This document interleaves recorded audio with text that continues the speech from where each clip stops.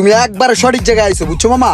আমার কাছে ইন্দোর অরিজিনাল যেটা গাড়ির পার্স, যেটা জেনুইন পার্স, ওর এক পিস মাল আমার কাছে আছে, যেটা আমি গাড়িতে খুলে রাখছি, বুঝছো মামা? ওই পার্সটা আমি তোমার দিমু, গাড়ি চলবো পানির মতন।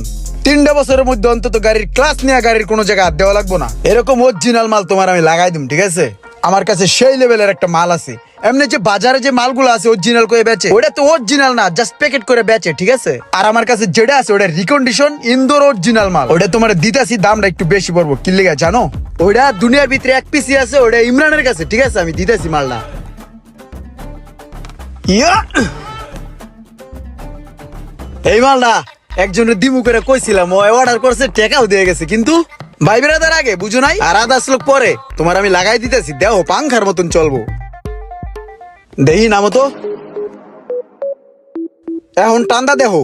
তোমার আমি যে জিনিস লাগাই দিছি তুমি আমার স্মরণে রাখবা, ঠিক আছে? পাংখার মতন চলবো গাড়ি, এই তোমার পুরানটা।